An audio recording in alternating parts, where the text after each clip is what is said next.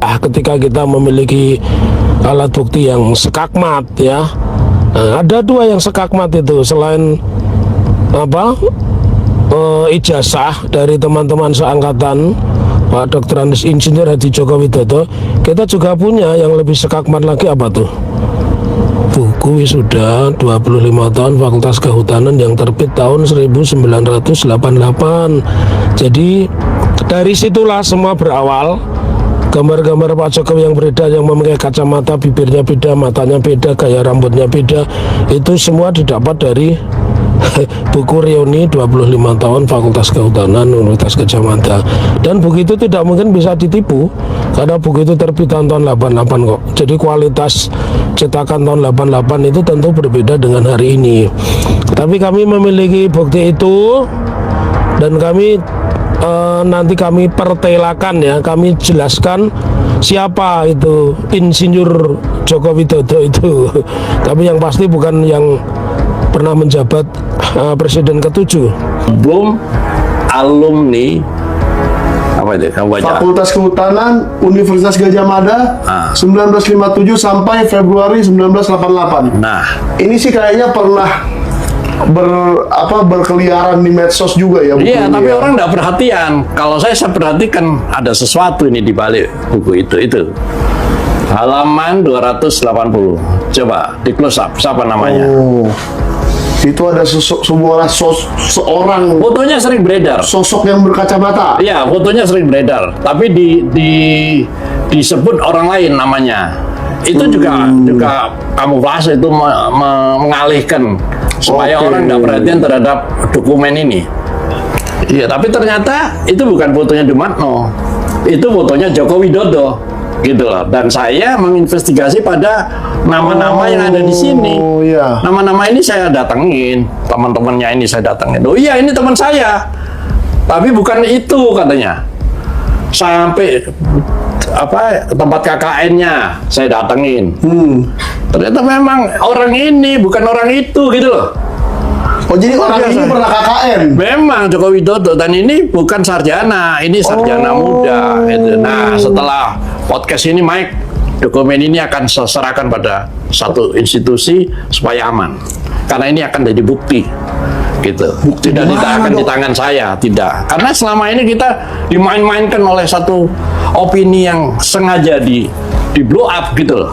Karena mereka nanti berada pada satu alat pembuktian yang kami tunggu tentunya adalah ijazah dan pada pemeriksaan saksi kehadiran Pak Jokowi sebagaimana yang dikutip di Kompas, Solo Post, iNews maupun yang lain-lain. Pak Jokowi kan sudah mendeklar bahwa saya akan menunjukkan ijazah SD, SMP, SMA sama S1 walaupun kami tidak meminta di dalam posita dan di dalam petitum atau tuntutan kami tentang ijazah SD, SMP, SMA, tapi beliau akan menghadirkan. Nah, itu kan menjadi satu kulminasi ya, apakah beliau nanti menepati janjinya atau tidak, karena dengan pernyataan itu sudah kami jadikan bukti ya. Jadi tadi kami jadikan bukti pernyataan Pak Jokowi itu beberapa lembar dari tayangan di televisi, media online maupun YouTube maupun media cetak itu sudah kami tampilkan dan tadi diterima.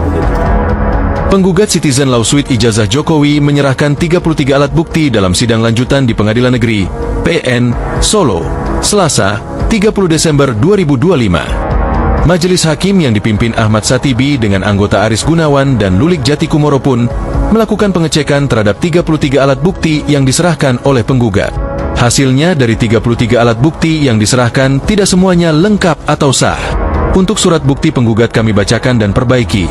P1 valid, P2 valid, P3 valid, P4 valid, P5 tidak valid karena tidak lengkap. Masih ada perbaikan.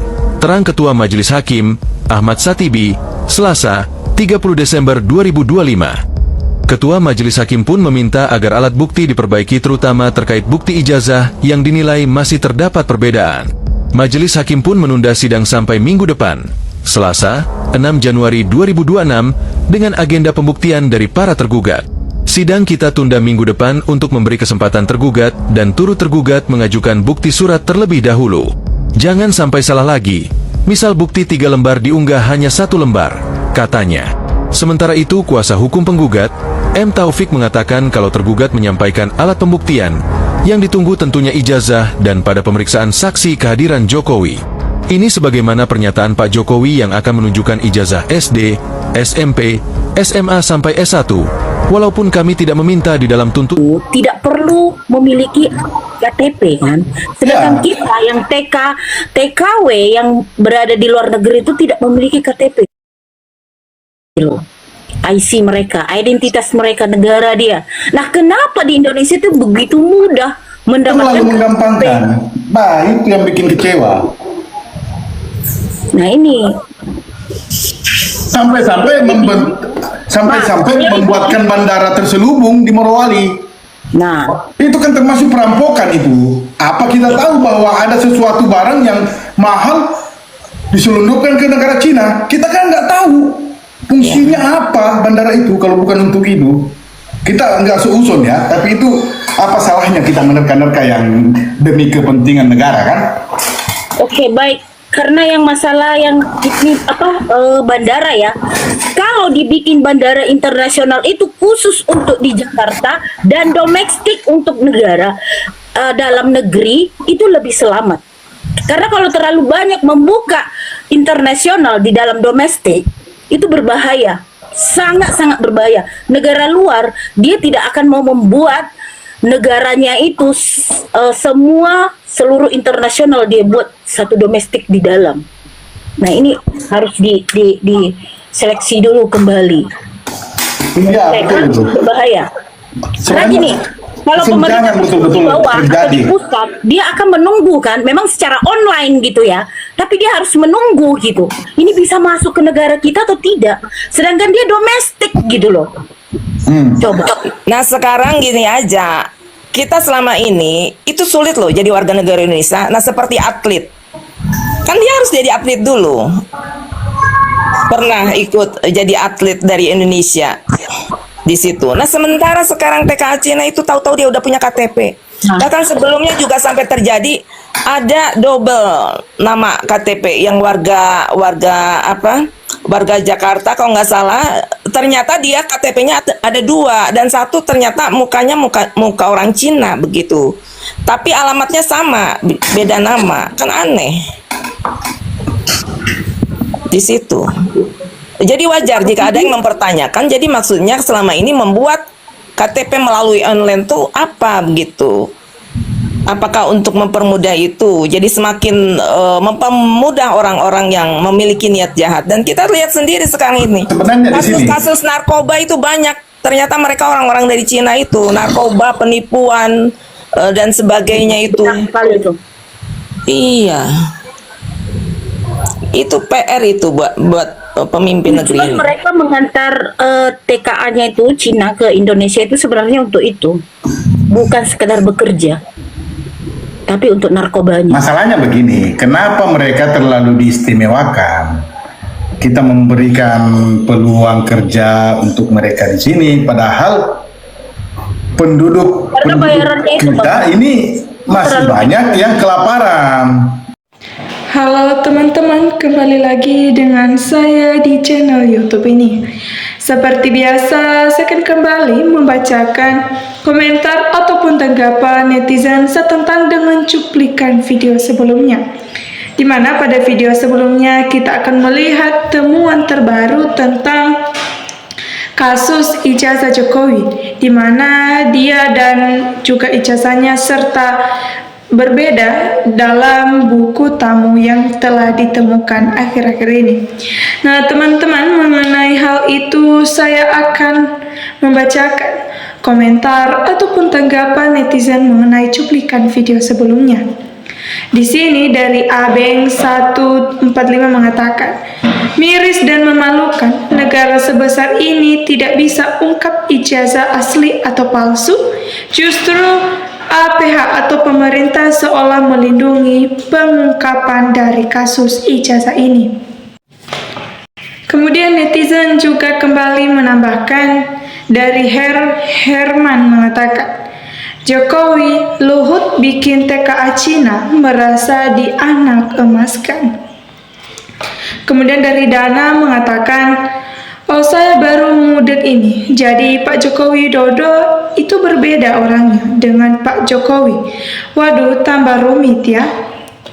Kemudian dari Agus Rianto mengatakan, Jokowi yang mantan presiden mungkin berasal dari planet Musa yang dikirim untuk menghancurkan negara ini.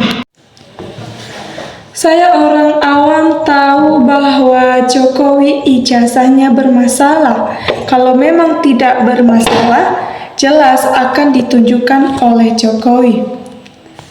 Kemudian dari Ijaz mengatakan, hukum seberat-beratnya karena telah membuang banyak energi dan membuat malu dan bangsa ini sudah tercemar oleh mereka. Sudah dikasih penyakit oleh Allah. Itu adalah azab, peringatan untuk merenungkan tentang yang sudah kita lakukan. Kau malah gak sadar dan terus berbohong. Pertahankanlah dan bawalah bohong itu sampai Allah memanggilmu. Kemudian dari Caca mengatakan, saya rakyat Indonesia dari dulu berpendapat negara kita sampai kiamat tidak akan maju kecuali kita revolusi besar-besaran. Mungkin rencana untuk Indonesia Emas 2045 akan terundur lagi. Ada yang bilang pres terburuk yang dikirim oleh neraka. Kemudian dari Ego Sriwiyanto mengatakan, Bung Roy Suryo CS seyogianya menemukan siapa sebenarnya orang yang bernama Joko Widodo yang fotonya dipajang di buku alumni UGM yang dibuat tahun 1988. Kemudian dari Reoid mengatakan, diduga kasihan mahasiswa-mahasiswa UGM Konoha. Ntar ijazahnya yang mereka sudah terima di perusahaan-perusahaan Konoha takut aspal semua di Wakanda. Kemudian dari Ramsafa mengatakan, jika Jokowi tidak melindungi para penegak hukum, maka sangat mudah sekali jadi penghuni penjara atas segala sepak terjang yang terjadi. Dari Galuh Dueto mengatakan, kemudian dari Galuwanto mengatakan, kasihannya polisi Indonesia jadi tidak mampu berbuat apa-apa ketika bukti bermunculan satu persatu di depan media. Terus makin lama makin banyak dan makin terpojok siapapun yang membela, bahkan berujung di penjara.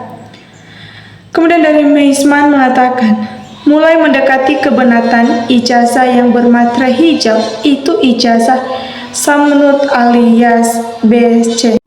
Kemudian dari Rakyat Jelata mengatakan, gak kebayang bagaimana malunya pemeran Joko Widodo yang tiba-tiba muncul, Joko Widodo aslinya.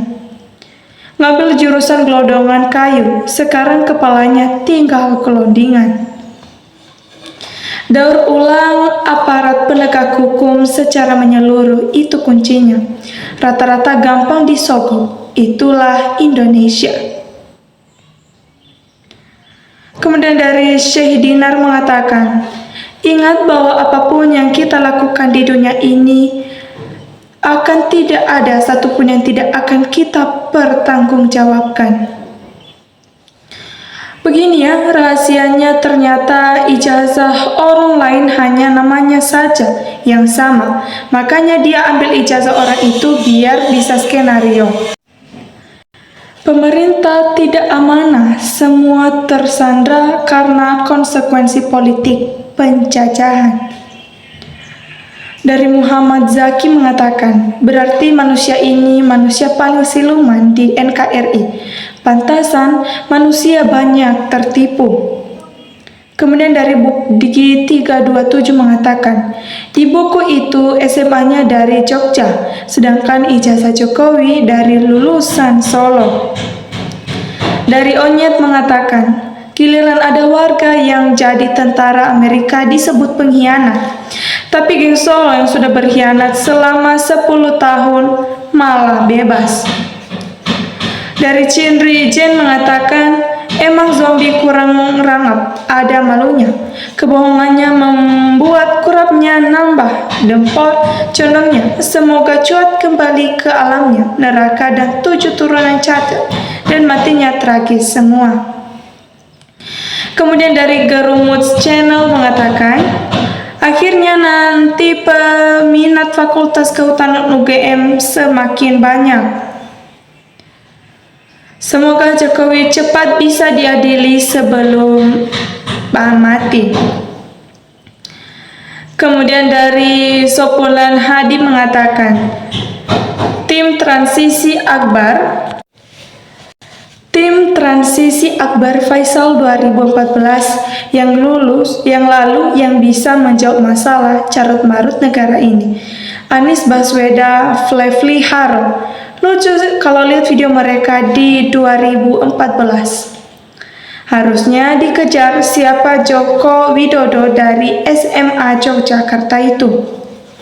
Dari Heni Handian Noveria mengatakan, telusuri data The Real Joko Widodo di Seman 6 Yogyakarta. Semoga data masih ada dan keburu dilenyapkan ataupun dihancurkan oleh pihak sekolah. Kemudian dari Zumakir mengatakan, orang yang punya kepentingan terutama uang dan kekuasaan mana mungkin memikirkan masa depan berikutnya. Paling ondol belakang, yang penting tercapai maksud dan tujuan yang dia inginkan. Oke teman-teman, itu adalah komentar-komentar netizen yang saya bacakan untuk cuplikan video kali ini. Jika teman-teman memiliki pendapat yang lain, teman-teman bisa menambahkan tanggapannya di kolom komentar.